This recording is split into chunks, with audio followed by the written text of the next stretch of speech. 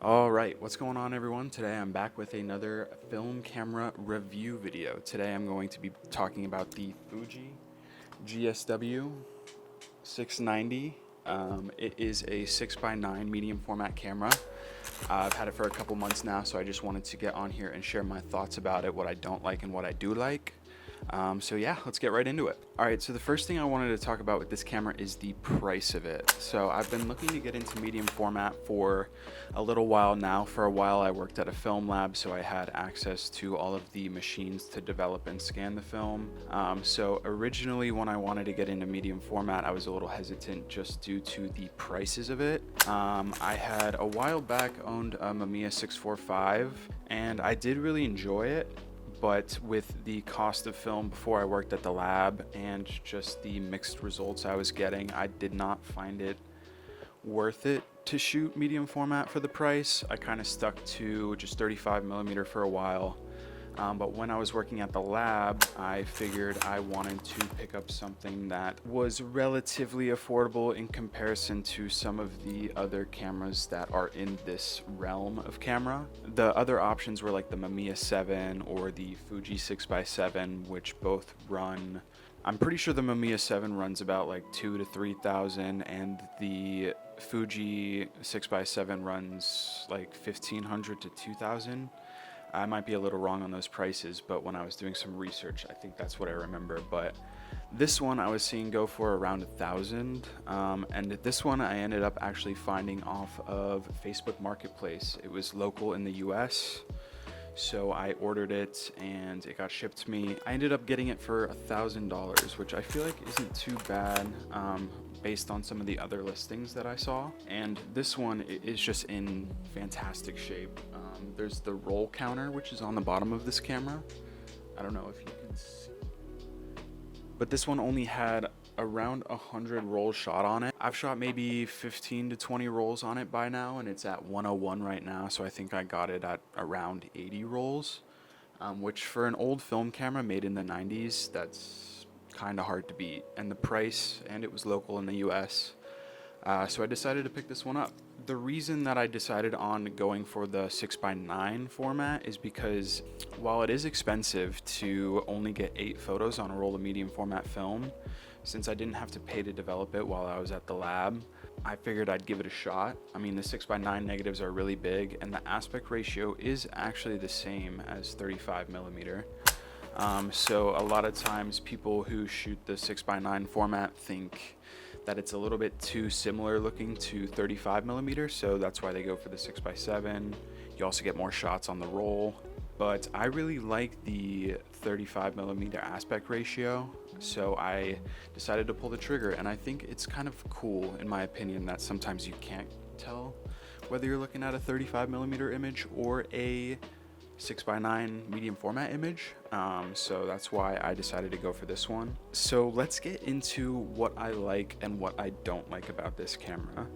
So I think I'm going to start by what I don't like. I think the biggest issue that I've had so far working with this camera is the aperture. The aperture only goes down to 5.6. Maybe I could show you here. All the settings for the camera are on the lens right here.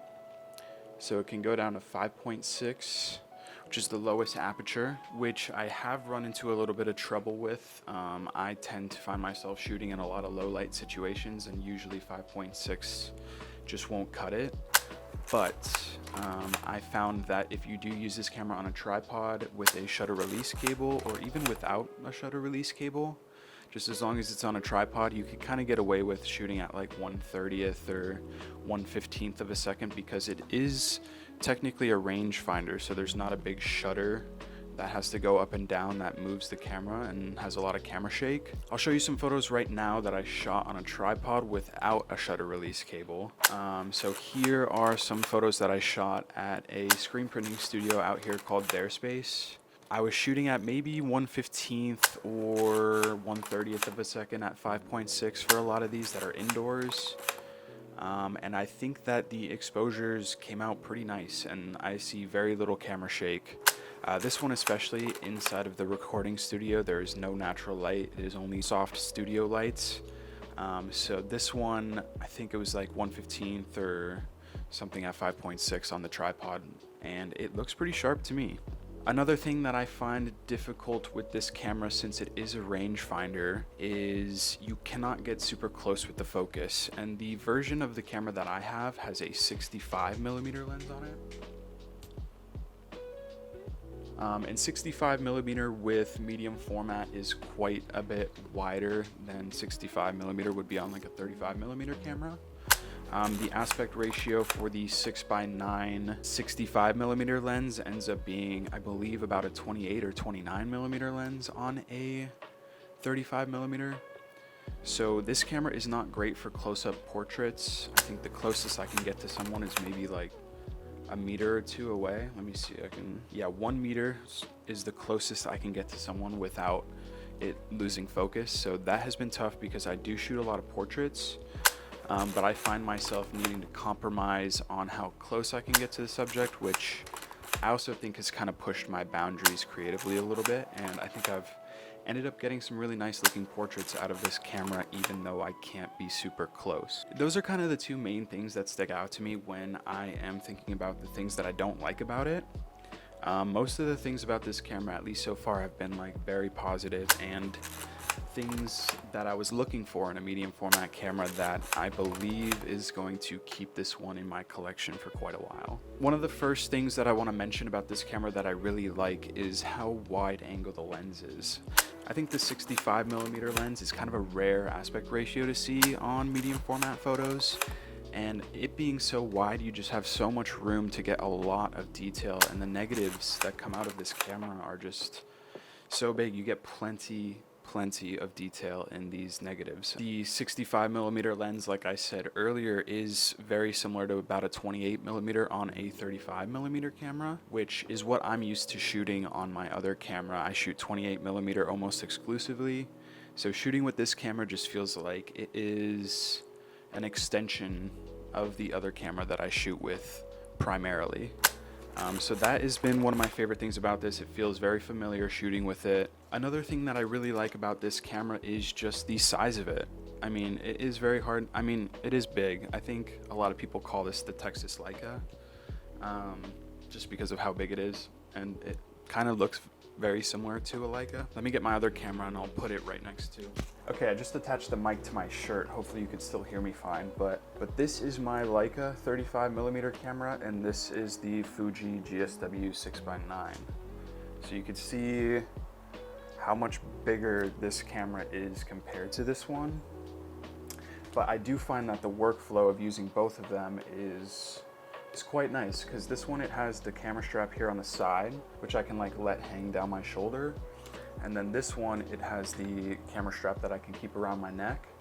So shooting with both of these, them being kind of lightweight and almost the same aspect ratio and focal length, it just feels very nice to shoot with both of these, and it's a good combo for traveling and just like kind of on the go shoots. I did my brother's engagement on both of these cameras, and it was raining for both of them. I'll show some of these now. But yeah, it was raining and I had both of these cameras. I was a little bit worried about them getting wet, but I haven't had any issues with them after the shoot, and I think the combo of both just made for the perfect little on-the-go hidden camera type of engagement shoot. But yeah, just the portability of this camera in terms of it being a 120 camera and how big of negatives you can shoot with, I think that has just been one of the biggest plus sides of having this camera so far. I've taken it on a couple different trips so far. I plan on taking it to a couple of trips this year, and we'll see what we can get. The next thing that I do really like about this camera as well is that it does have a hot shoe. I think Fuji made a couple different versions of this camera. This is the third version. I don't know if it says it anywhere. Yeah, it says it right here on the top. This is the third version of it, which I believe was the last version of this camera that they came out with. The second one, I believe, also has a hot shoe, but the first one, I believe, does not have a hot shoe. And the hot shoe just allows you to shoot with more of a variety of flashes. Some flashes are good for cameras that don't have a hot shoe. There's like a little cord that you connect. I believe the GSW691 has a plug just like right on the lens where you can plug the flash in. But the hot shoe on this camera allows me to shoot with the same flash that I shoot with on this camera. So I do end up shooting with the flash a lot, and this camera does only go down to 5.6 on the aperture, so sometimes flash is just necessary for the environment that I'm in. So having that hot shoe really has made it very convenient for me to just switch the flash back and forth between the two cameras, or just keep the flash on this camera, and it's a very simple small flash, so it really does make the portability and speed of it just a lot quicker. Going back to the downsides of this camera, the main thing that is just difficult is you do only get 8 photos per roll, and it's kind of rough. It is kind of fun sometimes to challenge yourself and limit yourself to only being able to shoot 8 photos, but a lot of times it's more of just like a hassle than it is a benefit almost ever. Like if I could get, there is a setting on this camera to shoot 220 film, which I did do one time, and getting 18 photos on a roll is so much nicer than getting 8. But since they don't make the 220 film anymore, 8 photos is going to have to do. But just when you see the photos that come out of this camera, I do think that only getting 8 is a lot of times worth it. Typically when I'm doing portraits, I'll just have to do like 1 or 2 rolls, get like 16 photos on this camera, and then I could do 1 or 2 on my other camera, so I have more options.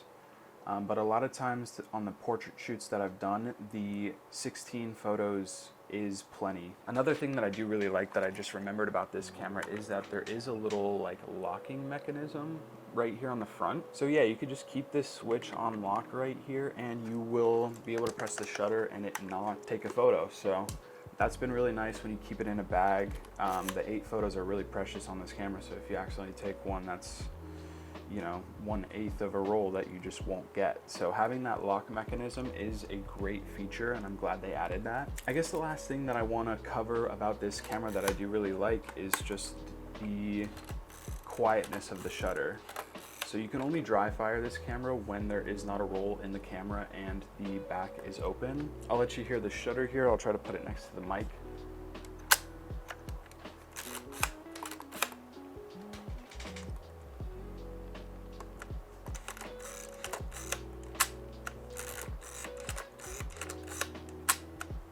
So it's super quiet.